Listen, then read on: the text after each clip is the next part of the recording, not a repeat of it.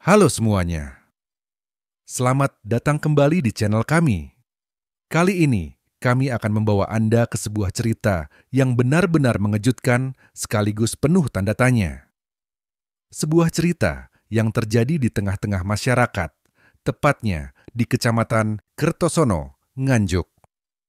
Cerita ini berkaitan dengan bangunan bekas Rumah Sakit Umum Daerah atau RSUD Lama Kertosono yang kini berubah fungsi menjadi sesuatu yang tidak terduga. Ya, bangunan itu kini menjadi sebuah homestay yang beroperasi secara ilegal. Siap-siap untuk mendengar kisah yang penuh drama dan teka-teki.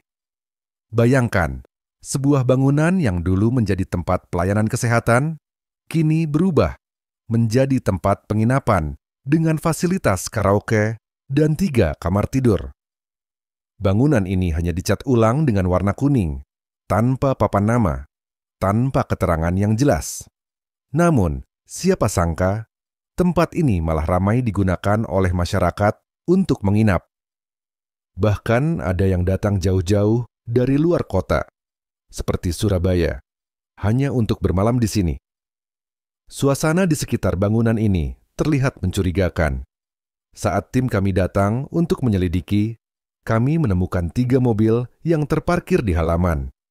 2 mobil dengan nomor polisi L dan 1 lagi BL. Ada apa dengan tempat ini? Apakah ini sekadar penginapan biasa? Atau ada sesuatu yang lebih dalam yang sedang terjadi di balik pintu-pintu itu? Di sisi selatan bangunan, kami menemukan 3 kamar yang jelas-jelas sudah dimanfaatkan. Salah satu kamar digunakan sebagai tempat penjagaan, 1 lagi untuk warung, dan yang terakhir diubah menjadi ruang karaoke lengkap dengan sound system, LED TV, dan peralatan lainnya. Tidak hanya itu, di sisi utara terdapat 3 kamar lain yang disewakan untuk umum. Fasilitasnya? Jangan tanya. Ada kamar tidur dengan AC dan segala kenyamanan yang biasanya ditemukan di sebuah hotel. Harry, seorang pria asal Surabaya, menjadi salah satu penyewa kamar di tempat ini. Saat diwawancarai, dia mengatakan bahwa dia datang ke Nganjuk untuk urusan pekerjaan. Karena larut malam dan tidak punya pilihan lain, dia akhirnya menginap di tempat ini atas rekomendasi temannya. Saya tahunya ini homestay dari teman saya. Biaya sewanya Rp200.000 per malam. Tapi saya tidak tahu kalau tempat ini dulunya rumah sakit, ujar Harry dengan nada terkejut. Ternyata, cerita ini tidak hanya sampai di situ. Camat Kertosono, Masyudi Nurul Huda, membenarkan bahwa RSUD Lama Kertosono memang telah beralih fungsi menjadi homestay. Namun, ada satu masalah besar. Semua aktivitas ini dilakukan tanpa izin resmi. Pihak ketiga yang menyewa bangunan tersebut memang sudah mengajukan izin, tetapi hingga kini izin tersebut belum disetujui oleh pemerintah Kabupaten Nganjuk. Ironisnya, meskipun izin belum turun, aktivitas di homestay ilegal ini tetap berjalan. Warga sekitar yang merasa geram akhirnya melaporkan kejadian ini kepada DPRD Nganjuk. Hasilnya, sebuah inspeksi mendadak atau sidak dilakukan pada 2 Januari lalu. Dalam sidak tersebut terungkap bahwa pihak ketiga sudah mulai menjalankan aktivitas meskipun belum mendapatkan izin resmi. Wakil Ketua Komisi 4 DPRD Kabupaten Nganjuk, Fauzi Irwana, dengan tegas meminta pihak pengelola untuk menghentikan seluruh aktivitas di tempat tersebut. Kami minta untuk menghentikan aktivitas di sini. Jika ini terus dilanjutkan, akan ada sanksi tegas dari Pemkab Nganjuk, tandas Fauzi. Namun, apa yang sebenarnya terjadi di balik layar? Siapa pihak ketiga yang menyewa bangunan ini? Mengapa mereka tetap nekat menjalankan bisnis meskipun izin belum turun? Dan yang paling penting, apa tindakan selanjutnya dari pemerintah untuk menyelesaikan masalah ini?